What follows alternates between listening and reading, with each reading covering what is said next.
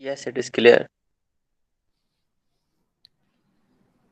तो basically react app जो होता है वो स्टार्ट होता है उसकी रूट फाइल से, जो होती है app.js। ठीक है, app.js आप ऐसे समझे कि पूरे ऐप का हेड है। ठीक है, मतलब जो भी कुछ है ऐप के अंदर वो app.js के अंदर ही रेंडर होता है। ठीक है, वो सबका पेरेंट कंपोनेंट है। app.js के अंदर आप अपनी जो भी चीज़ दिखाना चाहते हो, स्क्रीन पे रेंडर करना चाहते हो, जो भी कंपोनेंट आपके होते हैं वो वहाँ पे आप इंपोर्ट करके वहाँ रेंडर करते हो। ठीक है, फिर वो चेन चलती है, पेरेंट का चाइल्ड, फिर उसका चाइल्ड, फिर फर्दर। ठीक है ना, चेनिंग होती रहती है। फिर डिपेंड करता है कि आपके पास किस तरह की एप्लीकेशन है। हमारे पास सिंपल एप्लीकेशन है। तीन कंपोनेंट है हमारे पास। एक हेडर है, एक हमारे पास इनपुट है जिसमें हम सर्च करते हैं, एक कार्ड कंपोनेंट है। हमारे ऐप की बेसिक फंक्शनैलिटी ये है कि हम कुछ भी टाइप करें। आ, ठीक है, कुछ भी टाइप करेंगे, वो रिक्वेस्ट भेजेगा एक सर्वर पे जो कि एपीआई बनी हुई है, और वहाँ से डेटा लाएगा और हम उस डेटा को स्क्रीन पे डिस्प्ले करवा रहे हैं। ठीक है, सिंपल ऐप है। ठीक, अच्छा ये सब कैसे हो रहा है? सबसे पहले हेडर है। ठीक है, कुछ भी नहीं है, ये सिर्फ हमारा ये पोर्शन है। ठीक है, रिएक्ट बूट कैम्प जो लिखा हुआ है लेफ्ट से लेके राइट तक फुल विड्थ वाला है। ठीक है, बट नेम इसके अंदर यहाँ पे लिखा हुआ है।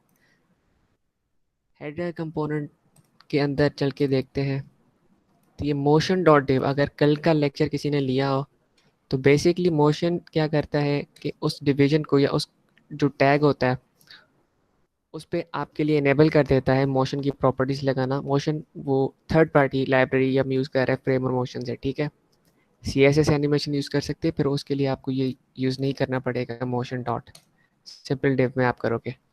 खैर, इसके अंदर एच1 टैग है जिसके अंदर रिएक्ट बूट कैम्प लिखा हुआ है। तो ये हमारा पहला कंपोनेंट था जिसकी ये तो सिर्फ और सिर्फ एनिमेशन स्टाइल से कुछ भी नहीं है। ठीक, वापस चलते हैं ऐप में। उसके बाद क्या था? उसके बाद हमारा था इनपुट कंपोनेंट। इनपुट कंपोनेंट के अंदर हमारे पास एक फॉर्म है।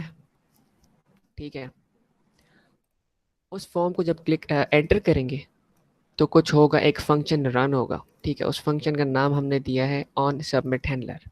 ठीक है, जो सबमिट करने पे, एंटर करने पे रन होगा। अब इस फॉर्म के अंदर हमारे पास एक इनपुट है और एक बटन है। ठीक है, पहले इनपुट देखते हैं। अच्छा ठीक है, इनपुट पे हमारे पास एक और फंक्शन रन होता है। हर मतलब की स्ट्रोक पे हर बटन जो प्रेस होगा, चाहे आप बैक स्पेस दबाएं उस एक कैरेक्टर मिटाने के लिए या फिर आप टाइप करते जाएं कुछ, तो हर की स्ट्रोक पे एक फंक्शन रन होगा जिसका नाम है ऑन चेंज हैंडलर। ठीक है, ऑन सबमिट हैंडलर एंटर पे रन होगा। ऑन चेंज हैंडलर जो है, ये sorry, on submit handler run होगा हर एंटर पे या आप बटन प्रेस करेंगे तब। ऑन चेंज हैंडलर हर की स्ट्रोक पे रन होगा। ठीक है, दो अलग फंक्शंस हैं। इनपुट की जो वैल्यू है, ठीक है, इनपुट की वैल्यू है ये वेरिएबल या ये स्टेट वेरिएबल जो भी है, जिसका नाम हमने रखा था क्वेरी, जो हम बना रहे थे, जो हमें सर्च करना था। ठीक है, ये चीज़ें आपने नोट करनी है। वैल्यू जो है, जो क्वेरी है, ऑन चेंज हैंडलर जो है, हर चेंज होने पे जो भी हो रहा है, फंक्शन वगैरह जो भी परफॉर्म हो रहा है, ठीक है, ये सब आ रहा है हमारे पास इस फंक्शन में पास होके। ठीक है, एज प्रॉप्स। ठीक है, प्रॉप्स का कॉन्सेप्ट होता है रिएक्ट में, जब आप पेरेंट कंपोनेंट से चाइल्ड में कुछ डेटा ट्रांसफ़र करो, फंक्शन ट्रांसफ़र करो, तो प्रॉप्स का कॉन्सेप्ट यूज होता है। It's just place holder variable. ठीक है, इसको आप सिर्फ नॉर्मल फंक्शन के अंदर होता है, ये उसी तरह है। ठीक है, अब यहाँ पे हमारे पास क्या क्या आ रहा है, ये सब आ रहा है। ठीक है, ये जो चीज़ है यहाँ पे लेफ्ट साइड पे, ठीक है, on submit handler, on change handler, query, ये वो नाम है जो आप अपने चाइल्ड, क्योंकि ऐप कंपोनेंट के अंदर हम इनपुट रेंडर कर रहे हैं तो इसका चाइल्ड कंपोनेंट है। ठीक है, इनपुट के अंदर भी सेम नेम से हमें एक्सेस करना है। ठीक है, ये रहे सेम नेम्स। अच्छा, लोडिंग भी उसी तरह है। ठीक है, लोडिंग भी क्वेरी की तरह वैल्यू है। ठीक, ये दो फंक्शंस है, ये दो वैल्यूज़ हैं। ठीक, अब इनके अंदर हम क्या पास कर रहे हैं? क्वेरी के अंदर क्वेरी पास कर रहे हैं जो कि हमारे पास ऊपर स्टेट डिफाइंड है, ठीक है। क्वेरी जो इनिशियली नल है, जिसकी वैल्यू चेंज होती है जब की स्ट्रोक दबाता जाएगा यूज़र, कुछ लिखता जाएगा, ये अपडेट होता जाएगा, ठीक है। ये किस तरह अपडेट हो रहा है, ये ऑन चेंज हैंडलर मेथड से चेंज हो रहा है, ठीक है। अब ये क्या है, ये यहाँ पे, ठीक है, हमें इवेंट मिलेगा, ठीक है। और हर इवेंट पे एक टारगेट होता है और टारगेट की वैल्यू होती है जो कि आप की स्ट्रोक प्रेस करते हो। फॉर सपोज मैंने एच दबाया तो वो वैल्यू जो होगी एच होगी, ठीक। इस तरह से क्वेरी बनती जाएगी। और ये सेट क्वेरी जो है ये फंक्शन है, ये रहा।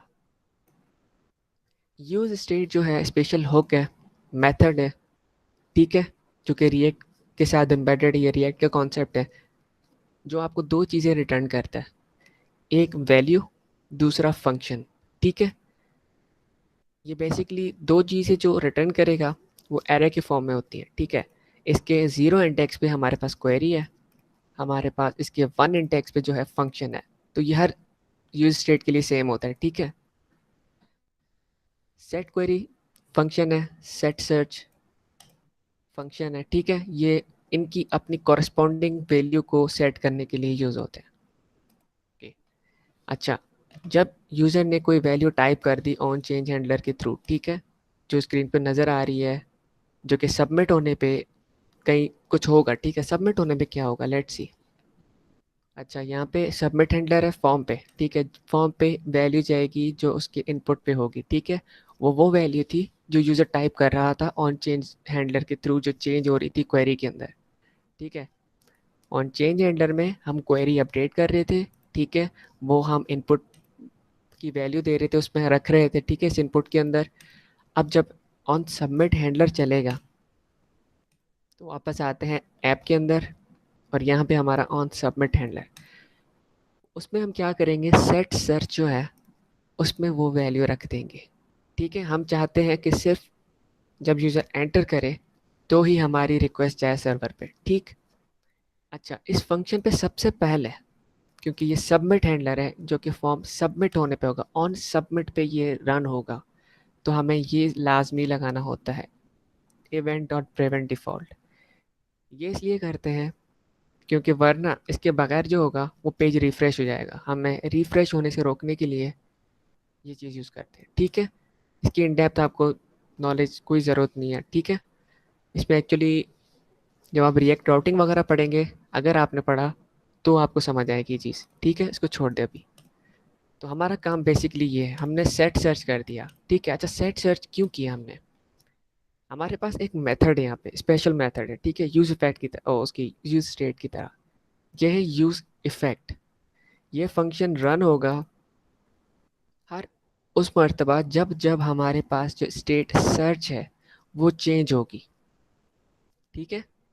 अब सर्च हमारे पास कब चेंज होगी, ये सिर्फ तब चेंज होगी जब ऑन सबमिट हैंडलर आएगा, क्योंकि ऑन सबमिट हैंडलर में हम सेट सर्च कर रहे हैं, ठीक है। उसके अंदर वैल्यू दे रहे हैं क्वेरी की, ठीक है। ये तब रन होगा जब सर्च अपडेट होगा, सर्च तब चेंज होगा जब ऑन सबमिट चलेगा, और ऑन सबमिट हैंडलर तब चलेगा जब यूज़र एंटर करेगा, ठीक है। आप समझ रहे हैं, एंटर होने के बाद जो कुछ होगा वो इसके अंदर है, ठीक।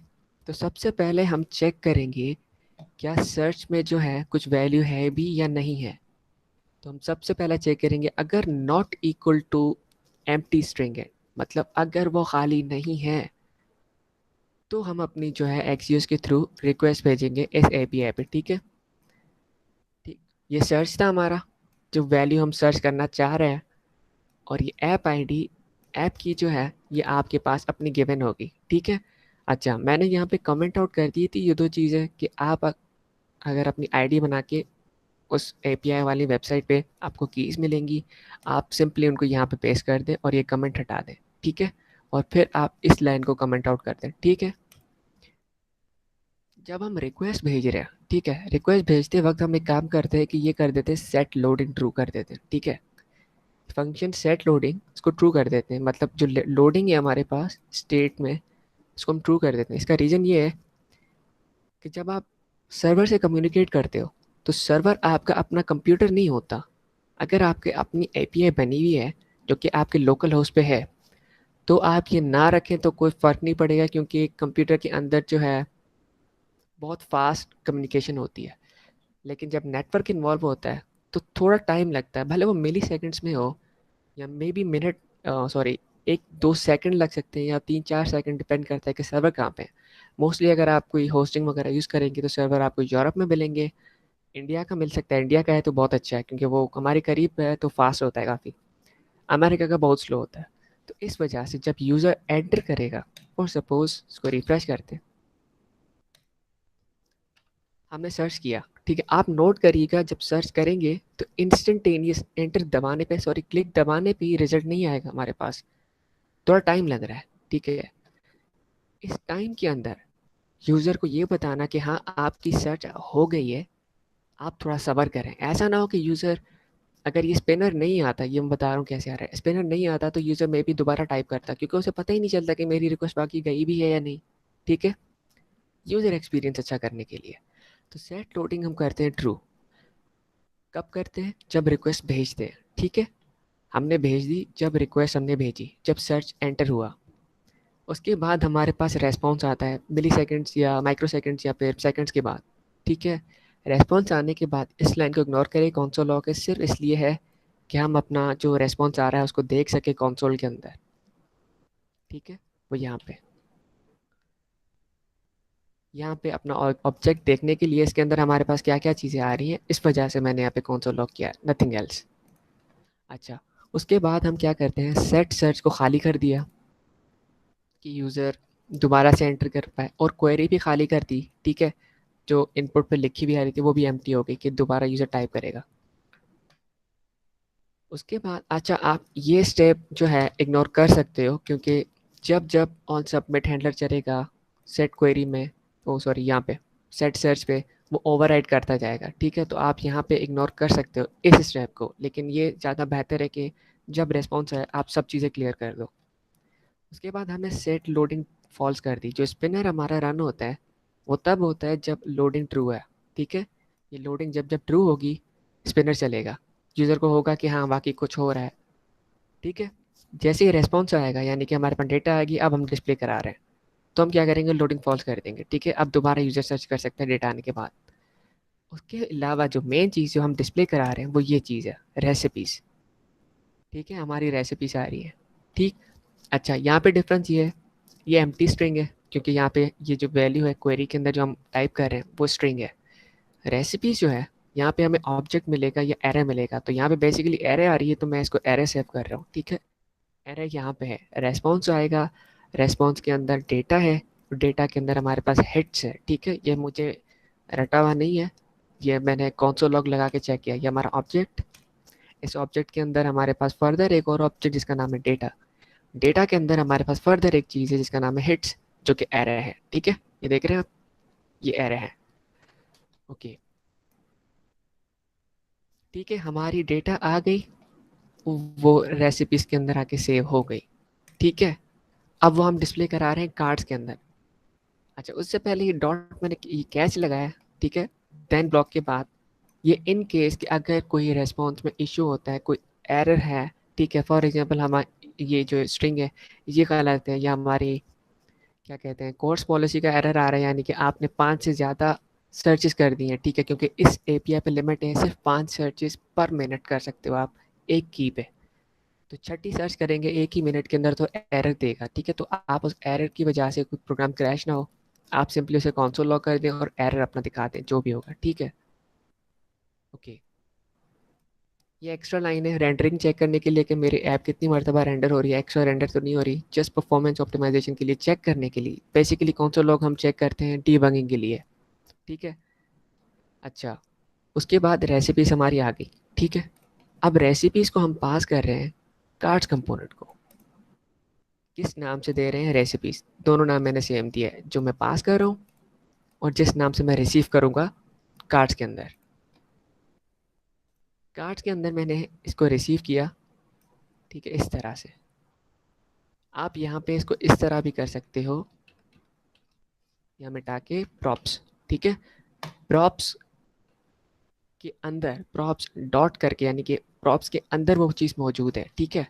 आप फिर इस तरह करोगे यहाँ पे प्रॉप्स डॉट रेसिपीज़। लेकिन कन्वीनियंस के लिए एक्स्ट्रा लाइंस ना लिखने के लिए जब आप रिसीव कर रहे हो, डीस्ट्रक्चरिंग का कॉन्सेप्ट होता है जावास्क्रिप्ट के अंदर। आप कर्ली ब्रेसेस दें और जो चीज़ आप पास कर रहे हो उसका नाम दे दें रेसिपीज़। ठीक है, यहाँ पे रिसीव हो गया। अब हमारे पास रिसीव होने के बाद रेसिपीज़ जो है वो एरे है। ठीक है, यानी कि 10 रेसिपीज़ हैं हमारे पास। तो अगर आप नॉर्मल कन्वेंशन यूज़ करते तो आपको क्या करना पड़ता, हर एक कार्ड के लिए आप डिवीजन बनाते। बेसिकली आप ये करते कि ये जो कोड लिखा है यहाँ पे, ये सारा डिवीजन जो है आप 10 मरतबा से लिखते। एक मरतबा, फिर दूसरी मरतबा, फिर तीसरी मरतबा, ये चलता जाता है। ये बहुत ज़्यादा हो जाता है। ठीक है, आप मैनेज नहीं कर पाते इसे। ठीक है, इसलिए रिएक्ट या कोई फ्रंट एंड टेक्नोलॉजी कुछ इस तरह यूज़ होती है। जावास्क्रिप्ट बेसिकली वेबसाइट पे इसी तरह यूज़ होती है। आपने क्या किया, एक ही बना दिया कार्ड। ठीक है, जनरल कार्ड आपने बना दिया। यहाँ पे इमेज है। ठीक है, ये वेरिएबल है, ये वेरिएबल है। ठीक है, ये सारे कहाँ कहाँ से आ रहे हैं हमारे पास, ये आ रहे हैं रेसिपीज़ में। एक एक रेसिपी मिलती जा रही है। एक एक रेसिपी को कार्ड्स के एक एक कार्ड के अंदर हम डिस्प्ले कराते जा रहे हैं। ठीक है, इसको मैं कैसे आपको जब अटेंडेंस लगती है, ठीक है, अटेंडेंस के लिए आपके पास अटेंडेंस शीट होती है। ठीक है, अटेंडेंस शीट आप एक बना के उसके प्रिंट आउट करते जाओ, उसमें फिर आप वैल्यूज़ फिल करते जाओ। ठीक है, आपको बार बार एक एक अटेंडेंस शीट जो है वो हैंड ड्रॉ नहीं करनी पड़ेगी। बॉक्सेस आपको हाथ से नहीं बनाना पड़ेगा। एक बनाया आप उसको प्रिंट कॉपी, उसको फोटो कॉपी कर दें। ठीक है, इस तरह का कॉन्सेप्ट ही है। ठीक, मैप जावास्क्रिप्ट का फंक्शन है। तो ये रेसिपी है और मैप में आप इस तरह से इंडेक्स भी पास कर सकते हो, क्योंकि रेसिपी ऑब्जेक्ट पे मेरे पास कोई ऐसी यूनिक चीज़ थी नहीं जिसको मैं एज ए इंडेक्स यूज़ करता। ठीक है, तो ये चीज़ जो है फॉर एग्जांपल कैलोरी है, दो दो सेम कैलोरीज हो सकती हैं, या फिर जो नेम है यहाँ पे लेबल है दो सेम हो सकते हैं। तो इस वजह से इससे बचने के लिए इस इंडिविजुअल एपीआई से जो डेटा आ रही है उस पर कोई यूनिक मेरे पास की नहीं है। अगर आपने डेटाबेस पढ़ा होगा तो आपको यूनिक की का आइडिया होगा। ठीक है, यूनिक की है नहीं, तो हम बस ऑन द स्पॉट एक इंडेक्स जनरेट करते जा रहे हैं मैप के थ्रू। ठीक है, तो हमें रेसिपी मिल रही है। अच्छा, तो रेसिपी हम फर्दर पास ऑन कर रहे हैं कार्ड कंपोनेंट को। ठीक है, इसको इग्नोर कर दें। ये बेसिकली इंडेक्स में हटा भी सकता हूँ, ऐप रन करेगा, लेकिन आपके पास कंसोल यहाँ पे टर्मिनल में वार्निंग आएगी। उससे बचाने के लिए मैंने यहाँ पे इंडेक्स लगा दिया। ठीक है, अच्छा, फर्दर क्या है, रेसिपी हमारी। ठीक है, इंडिविजुअल रेसिपी। ठीक है, इंडिविजुअल रेसिपी हमें मिली, उसको हमने रेसिपी के नाम से ही अगले कंपोनेंट यानी कि कार्ड के अंदर रिसीव करना है। कुछ भी नाम दे दें आप ये, लेकिन इसके अंदर सेम होना चाहिए। इसके अंदर क्या है, इधर प्रॉप्स। अच्छा, प्रॉप्स में मैंने इसको रिसीव किया। ठीक है, प्रॉप्स में मैंने रिसीव की रेसिपी। ठीक है, यहाँ पे ये चीज़। अच्छा, रेसिपी पे फर्दर डीप डाउन उसके अंदर एक और चेन होके एक और स्टेप नीचे उसके अंदर एक चीज़ है रेसिपी, जो खुद रेसिपी है। इस रेसिपी पे आपके पास बुकमार्क होगा, आपके पास बॉट होगा, और उसके साथ एक और ऑब्जेक्ट होगा जिसका नाम है रेसिपी। अच्छा, ये कैसे है ये देख लें यहाँ पे। ये हेड्स, हेड्स के बाद इसको बंद करें। ठीक है, ये हमारी वो रेसिपी थी, प्रॉप्स डॉट रेसिपी ये थी, और उस डॉट के बाद एक और डॉट रेसिपी जो है वो ये है। ठीक है, ये हमारी इंडिविजुअल रेसिपी जो रेसिपीज़ के मतलब एरे से आ रही है।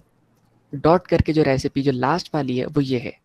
अब इसके इसके अंदर मेरे पास कैलोरीज है, डाइट लेवल जो भी है, उसको हम एक्सट्रैक्ट कर रहे हैं। ठीक है, प्रॉप्स डॉट रेसिपी तो होगी ऊपर लेवल वाली, उसके बाद डॉट रेसिपी जो है वो हमारा ऑब्जेक्ट था। ठीक है, उस ऑब्जेक्ट के अंदर ये सारी चीज़ें अवेलेबल है। ठीक है, इसको मैंने यहाँ पे इस तरह एक्सट्रैक्ट किया है। आप चाहें तो एक स्टेप यहाँ पे चेंज कर सकते हो, इस तरह के ये हटा दें यहाँ से। ठीक है, यहाँ से आपको फिर ये हटाना पड़ेगा इस तरह से, सारा हटा के यहाँ पे करेंगे रेसिपी। ठीक है, उसके बाद आप जहाँ भी जो भी चीज़ यूज़ कर रहे हो, फॉर एग्जांपल इमेज है तो recipe dot image, label recipe dot label. तो ये बहुत टीडियस हो जाता है एक्स्ट्रा बार बार रेसिपी लिखना, इस वजह से मैंने डायरेक्ट एक्सट्रैक्ट कर लिया यहीं पे ऊपर ही, ठीक है। एक मरतबा रेसिपी लिखा, उस ऑब्जेक्ट के अंदर से हर चीज़ जो हमें चाहिए जो डिस्प्ले करवाना है एटलीस्ट वो इससे एक्सट्रैक्ट कर ली, ठीक है। अच्छा, वो नीचे हम डिस्प्ले कर रहे हैं। थोड़ी बहुत नॉर्मल लॉजिक्स है कि कुछ कुछ ऑब्जेक्ट्स ऐसे हैं रेसिपी के जिस पर टाइम ज़ीरो है। तो कोई भी रेसिपी ऐसी होती है जिस पर टाइम ज़ीरो, ऐसा तो हो ही नहीं सकता कि किसी भी चीज़ का प्रेप टाइम ज़ीरो हो।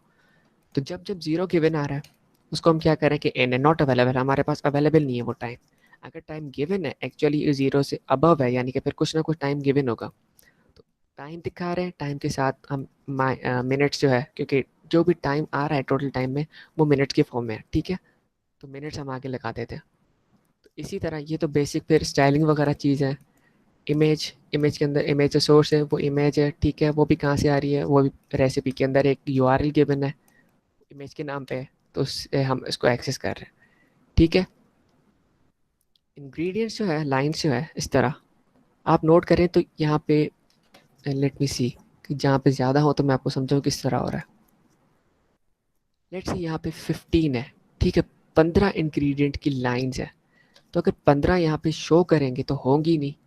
तो या तो हमें ओवरफ्लो हिडन करना पड़ेगा कि नीचे जाते जाते अचानक से कट हो रही है लाइन, ठीक है। यूज़र को पता नहीं चलेगा कि, मतलब बहुत ऑकवर्ड सा एक्सपीरियंस होता है क्लाइंट के लिए। इस वजह से इसको क्लियर दिखाने के लिए मैंने ये कंडीशन लगाई कि जब 5 तक आ रहा है तो उसको शो करो, छठा है तो उसको सी मोर दिखाओ, अगर 6 से ग्रेटर देने तो कुछ भी ना दिखाओ, खाली रिटर्न कर दो, ठीक है। किस तरह इंग्रेडिएंट लाइंस को मैं मैप किया, इंडिविजुअल इंग्रेडिएंट मिला, हम चेक करें कि क्या इंडेक्स जो है वो 6 से ज़्यादा है या नहीं है, ठीक है।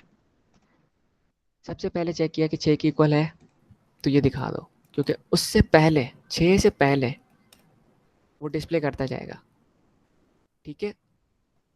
वो कंडीशन यहाँ पे इस सब के बाद ये रही रिटर्न। इसको मैं शो करा रहा हूँ एक पैराग्राफ के अंदर। उसके अंदर मैंने एक स्पैन दिया है जिसके अंदर इंडेक्स की खुद की जो नंबर है, ठीक है। नंबर दिखाता हूँ, एक सेकंड, ये रहा, ये 0 1 2 3, ये जो नंबर्स है ये इंडेक्स नंबर हैं जो कि ऑटोमेटिक जनरेट हो रहे हैं मैप के थ्रू इस जगह पे, ठीक है। तो 1 पे 1 आएगा, 2 पे 2 आएगा। उसके बाद इंग्रेडिएंट्स की जो लाइंस है, जो स्पेसिफिक एक इंडिविजुअल लाइन है इंग्रेडिएंट की, वो भी लंबी हो सकती है। किस तरह से, यहाँ पे तो 3/4 टेबल स्पून जो है टी स्पून शुगर है प्लस अ पिंच अबाउट, अब जो भी ब्ला ब्ला वो चलता जा रहा है। तो अगर इसको छोड़ देंगे तो ये पॉसिबल है कि 2 लाइन्स पे आ जाए।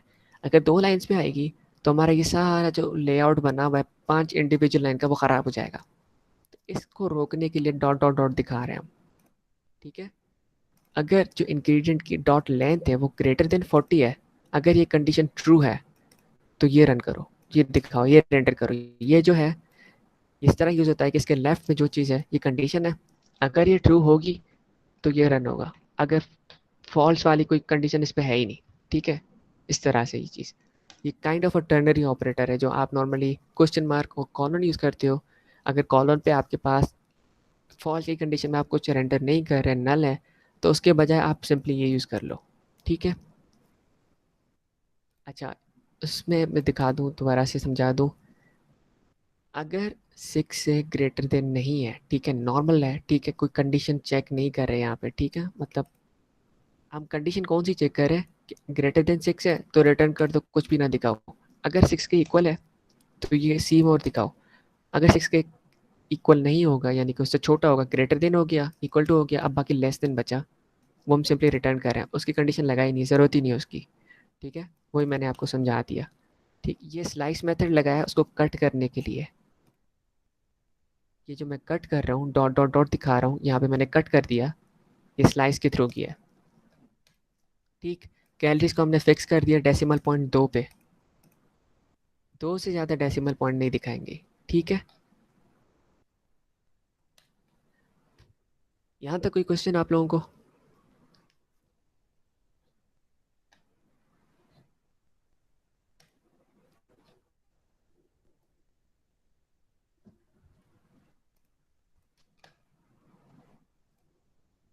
मेरे ख्याल से किसी को कोई क्वेश्चन नहीं है, या फिर लेट मी चेक। अच्छा, कुछ भी नहीं है, ठीक है। इस ऐप के अंदर अब आगे आप खुद काम करें, ऐप गिवन होगा, इसका पूरा सोर्स कोड गिवन है गिटहब रेपो पे, जो कि ऑलरेडी गिवन है, हर लेक्चर में दी गई है, मैं दोबारा यहाँ पे पोस्ट कर दूंगा।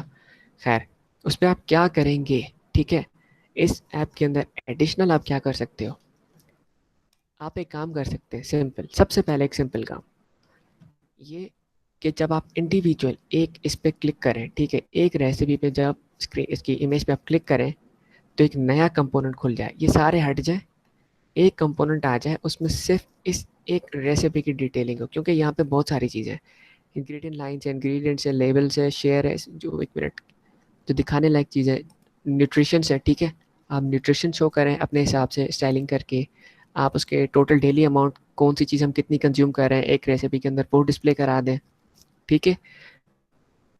ये चीज़ स्टेट के थ्रू मैनेज होगी, आप क्लिक करेंगे एक स्टेट के पीस में, इसका जो है इंडेक्स है, इसका जो ऑब्जेक्ट है वो जाएगा, और अगर वो कंडीशन ट्रू है यानी कि उस स्टेट के अंदर कुछ अवेलेबल है तो आप वो डिस्प्ले कराएंगे, ठीक है। वो किस तरह आप करा रहे हैं या आप ऐसा असाइनमेंट समझ लें, ठीक है, उसको यूज़ करने के लिए सब चीज़ मैंने करा दी है, सिर्फ यूज स्टेट हो सॉरी यूज स्टेट, हाँ यूज स्टेट यूज़ होगा, आप एक छोटी सी स्टेट क्रिएट करेंगे, इनिशियली वो एम्प्टी ऑब्जेक्ट होगा, ठीक है।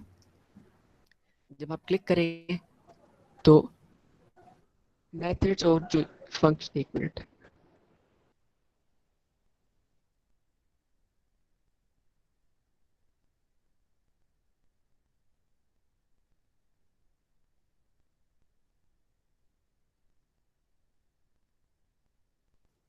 आप लोगों को पीछे शोर तो नहीं आ रहा, मेरे ख्याल से उसमें कुछ शोर हो रहा है। हाँ, तो आप इस दोनों तरह सब करोगे, क्लियर है। क्लियर है। आप जब क्लियर क्लिक करोगे तो क्या होगा, जो आपका एम्प्टी ऑब्जेक्ट वाला स्टेट है उसमें ये ऑब्जेक्ट चला जाएगा पूरा, यानी कि जिस रेसिपी पे आपने क्लिक किया ये वाली, अगर फॉर एग्जांपल ये रेसिपी जो है इसका जो ऑब्जेक्ट है पूरा, ये जो भी चीज़ है उस एक स्टेट के अंदर चली जाएंगे, आप उसका नाम दे दें, स्टेट का नाम लेट्स से कार्ड डिटेल, ठीक है, उस कार्ड डिटेल के अंदर ये सारी चीज़ें चली जाएंगी। और आपने एक कंडीशन यूज़ करनी है, कंडीशनल रेंडरिंग, जैसे कि लोडिंग यहाँ पे स्पिनर आता है, इसी तरह आपने कंडीशनल रेंडरिंग यूज़ करनी है कि अगर उस स्टेट के अंदर कुछ अवेलेबल है, वो एम्प्टी ऑब्जेक्ट नहीं है, तो एक अलग सा कंपोनेंट दिखाएंगे आप, ठीक है। सिंपल एक कंडीशन लगेगी, एक स्टेट डिक्लेयर करनी है और आपने वैल्यू पास ऑन करनी है फर्दर कार्ड के अंदर से, ठीक है। तो आप एक चीज़ ये कर सकते हैं, दूसरी चीज़ आप ये कर सकते हो, ये देखें बुक मार्क का आइकन है, ये खाली है, इस पर क्लिक करो तो कुछ नहीं होता और ये एम्प्टी है, ठीक है, ये एम्प्टी टाइप का है, और मैंने यहाँ पे दो किस्म के इंपोर्ट किए हैं, ठीक है, ये फील्ड वाला है, ठीक। आपने ये करना है कि यूज़र पहले पहले स्टेप में आप ये करें कि यूज़र जब क्लिक करे इस आइकन पे, ठीक है, बुकमार्क एम्प्टी पे अगर यूज़र क्लिक करता है तो आपने एक स्टेट डायनामिक जनरेट करनी है, ठीक है, फिर आपने फील्ड करनी है, आप प्रैक्टिस करें, कोड को छेड़ें, ख़राब होगा तो वापस से आपके पास ओरिजिनल वैसे ही अवेलेबल होगा। अगर आपको हिंट चाहिए ये सब करने के लिए तो मेरी गिटहब पे एक और प्रोजेक्ट बना हुआ है, वो मेरे ज़्यादा कोड समझ नहीं आएगा, लेकिन ये जो चीज़ें मैं बता रहा हूँ मे भी आपको ये समझ आ जाए किस तरह हो रहा है, ठीक है। आप देख लें, वहाँ से हिंट लेने के लिए आपने क्या करना है कि अगर यूज़र ने क्लिक किया है, ठीक है, तो फील्ड वाला दिखाना है, अगर दोबारा क्लिक करें तो एम्प्टी दिखाना है, तो ये कंडीशनल रेंडरिंग एक छोटी सी ये भी हो गई, ठीक है। प्रैक्टिस के लिए कुछ तो आपको करना पड़ेगा, बेसिक से शुरू से एक नया ऐप बनाना तो बहुत टीडियस काम है, आप कंफ्यूज हो जाएंगे। इसी ऐप को मॉडिफाई करें अपने हिसाब से, ठीक है, CSS से स्टार्ट करें, स्टाइलिंग चेंज करें, जो मर्जी जिस तरह आप कार्ड दिखाएं, कुछ अलग से डेटा दिखा दें, ठीक है। उसके बाद ये बुकमार्क वाली जो मैं फंक्शनलिटी बता रहा हूँ ये करें पहले स्टेप में, ठीक है। सेकंड स्टेप में आप क्या कर सकते हो कि इस रेसिपी, जो पहला जो ऑब्जेक्ट है यहाँ पे रेसिपी वाला, रेसिपी डॉट रेसिपी वाला नहीं, जो पहला रेसिपी है ये वाला, एक सेकेंड, इस पे एक्चुअली ये जो रेसिपी है ये वाली, ठीक है, इसको हम यहाँ पे एक्सेस कर रहे हैं इस पॉइंट तक, ये जो चीज़ है इस ऑब्जेक्ट पे हमारे पास ये चीज़ अवेलेबल है, बुक मार्क प्रॉपर्टी, इनिशियली ये फॉल्स है, ठीक है। आप एक काम करें, एक कंपोनेंट बनाएं छोटा सा, या उसको वही सेम आइकन आप ये वाला यूज़ कर लें SVG, ठीक है, उसको यहाँ पे डिस्प्ले करवाएं, जब यूज़र इस पे क्लिक करे तो उसको वो वाले कार्ड्स दिखे जो उसने बुकमार्क किए हुए हैं। ठीक है, एक सेकेंड, मैं जो बताना चाह रहा हूँ इस तरह है।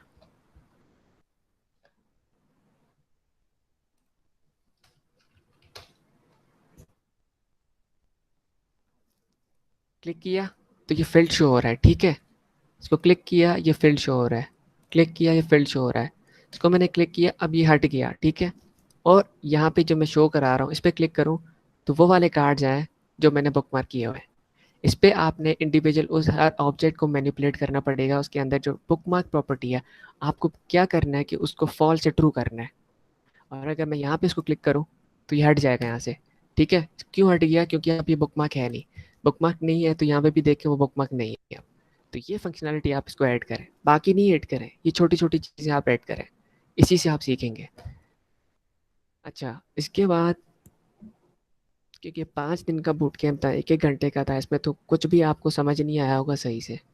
लेकिन अगर आपको इंटरेस्ट बाकी इसमें डेवलप है हुआ है कि आप बाकी रिएक्ट में काम करना चाहते हैं, हाँ रिएक्ट इंटरेस्टिंग है आपके लिए और आपके पास ज़्यादा टाइम है, ठीक है, आप तकरीबन अराउंड 40 आवर्स दे सकते हो।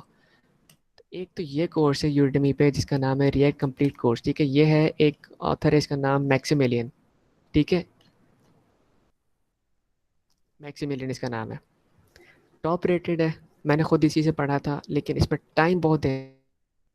ठीक है, कंटिन्यूस, ये 40+ आवर्स का है। ठीक है, इसमें ये आप तब करें जब आपको, आपकी जो लर्निंग प्रोसेस है वो कुछ इस तरह के कि सिर्फ आप कॉन्सेप्ट सीखना चाह रहे हो, आप एक प्रॉपर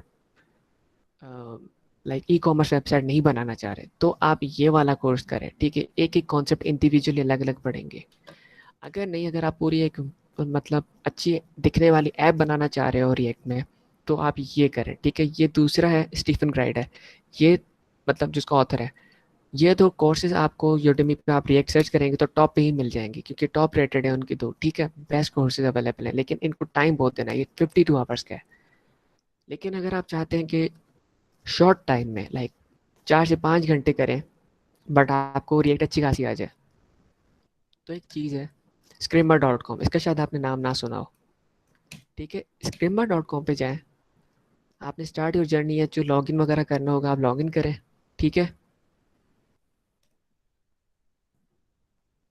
यहाँ पे बहुत सारे कोर्सेज हैं। तो ये खाली रिएक्ट वालों के लिए नहीं है। अगर आप बिल्कुल बेसिक से स्टार्ट करना चाह रहे हैं, HTML CSS और उसके बाद जावास्क्रिप्ट और फिर रिएक्ट, यहाँ पे हर चीज़ अवेलेबल है। कुछ पेड है, काफ़ी सारे यहाँ पे फ्री है। इस वेबसाइट की जो सबसे ख़ास बात है, जो मुझे सबसे अच्छी लगी, लेट मी शो यू।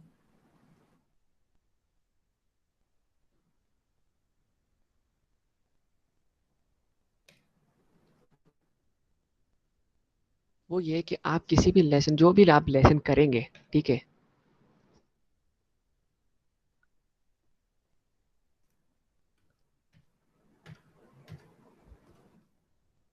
तो यहाँ पे आपके पास लाइव कोड एडिटर रन होगा और राइट साइड पे आपको स्क्रीन दिखेगी जो आप टाइप करेंगे। अच्छा, खाली ये बात नहीं है, नीचे देखिए जो बार चल रही है, आप इसको प्ले करेंगे तो ऑथर जो होगा, इसके जो बंदा है जो पढ़ा रहा है, वो समझा रहा होगा हर चीज़। फॉर एग्जांपल मैंने इसको रन किया, ठीक है, वो पढ़ाता जा रहा है, वो पढ़ाता जा रहा है, लेकिन मुझे एक आइडिया है कि मैं चाहता हूँ कि अच्छा ये करूँ तो क्या होगा।